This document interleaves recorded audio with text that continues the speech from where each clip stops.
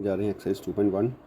ठीक है, तो यहाँ पे फर्स्ट क्वेश्चन आ गया है find the degree of the following polynomials. तो हमें डिग्री पता करनी है। तो अभी हमने पिछली में देखा था पहले कि डिग्री क्या होता है। जो भी हाईएस्ट पावर होती है, हाईएस्ट पावर डिग्री का मतलब हो गया हाईएस्ट पावर ऑफ वेरिएबल, उसको कहा जाता है डिग्री। तो यहाँ पर हाईएस्ट पावर देखिए वेरिएबल की क्या है, यहाँ पे x हो गया, x की पावर 2 है, यहाँ पे x है, यहाँ पे पावर 1 है। तो यहाँ पर डिग्री कितनी हो गई, 2 हो गई। हाईएस्ट पावर को डिग्री कहा जाता है। आ जाइए यहाँ पे, तो यहाँ पे डिग्री हो गई 3 हो गई। ठीक है, अब यहाँ पे ये कांस्टेंट है, तो पीछे मैंने कंसेप्ट क्लियर किया था। तो कांस्टेंट में जो डिग्री होती है हमेशा 0 होती है, तो यहाँ पे डिग्री 0 होने वाली है। ये हो गया, ये लीनियर पॉलिनोमियल हो गया। लीनियर पॉलिनोमियल की डिग्री 1 होती है, तो इसकी डिग्री कितनी हो गई, 1 हो गई। ठीक है ना, लीनियर पॉलिनोमियल है, ये इस फॉर्म का है, ax प्लस बी फॉर्म का है, तो ये लीनियर पॉलिनोमियल हो गया। तो लीनियर पॉलिनोमियल हमेशा डिग्री 1 होगी। तो यहाँ पे आपको क्लियर हो गया होगा। ठीक है, चलिए अभी क्वेश्चन नंबर 2 बोल रहा है। क्वेश्चन 2 क्या है, right the polynomial of degree 1, 2 and 3। तो आपको एग्जांपल्स देनी है, तो आप तो आई होप ये आप खुद कर लोगे। आपको एग्जांपल्स देनी है, पॉलिनोमियल बनाने हैं। जैसे यहाँ से है, आप यहीं से बना सकते हो, या खुद से आप खुद से बनाने हैं अलग से। तो आप कोई भी वेरिएबल लेके आप एग्जांपल खुद से बनाओगे, तो ये आपको हो गया, खुद करना है। ठीक है, ट्राई करना है इसको। तो चलिए नेक्स्ट क्वेश्चन क्या है वो देख लेते हैं। नेक्स्ट क्वेश्चन है हमारे पास क्वेश्चन नंबर 3। क्वेश्चन नंबर 3 में हमें क्या करना है, right the coefficient of x square and x cube in the polynomial. तो ये रहा पॉलिनोमियल, वहाँ पे हमें कोफिशिएंट पता करने हैं।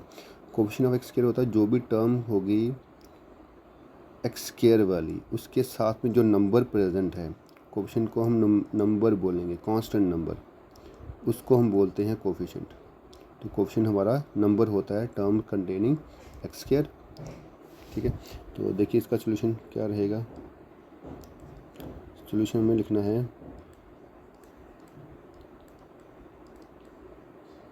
कोफिशिएंट ऑफ एक्स स्क्वायर देखना है इन, तो एक्स स्क्वायर वाली टर्म कौन सी है, ये है हमारे पास एक्स स्क्वायर वाली term in 6x square.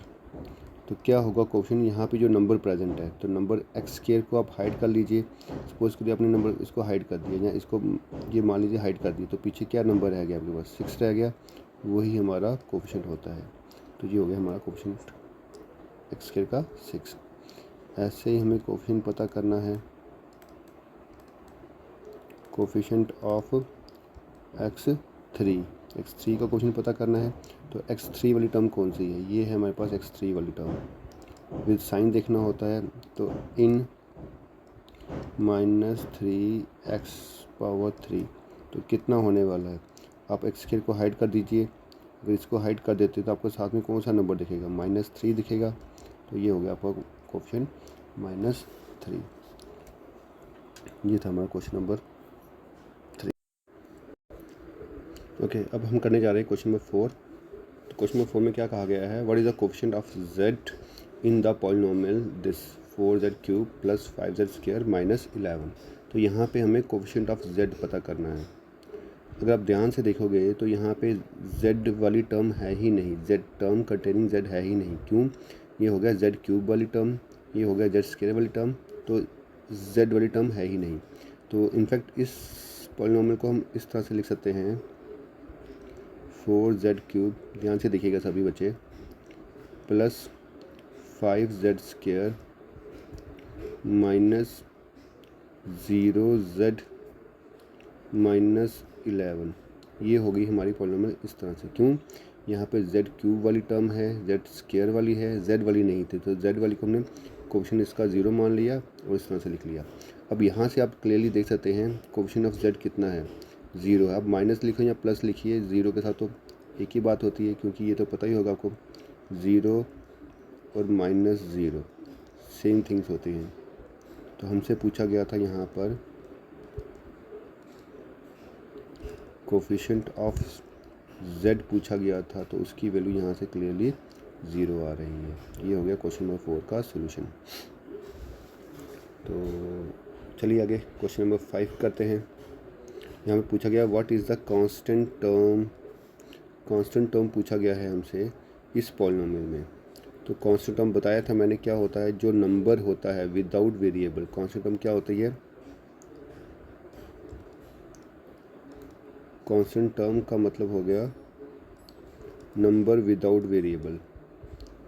Number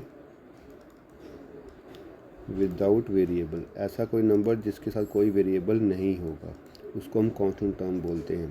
तो ये रहा हमारे पास एक्सप्रेशन या पॉलिनोमियल। यहाँ पे देखिए कौन सी ऐसा नंबर है जिसके साथ कोई वेरिएबल नहीं है। 9 के साथ एक्स क्यूब है, 5 के साथ एक्स स्क्वायर है, -8 के साथ एक्स है, -10 के साथ कोई भी वेरिएबल नहीं है। तो यहाँ पर जो कांस्टेंट टर्म हो गई तो वो क्या हो गई हमारी -10। तो ये है हमारे आंसर। तो इस तरह से हमारी जो है फर्स्ट एक्सरसाइज ख़त्म हो गई है। होप सो यहाँ पे आपको समझ में आ गया होगा।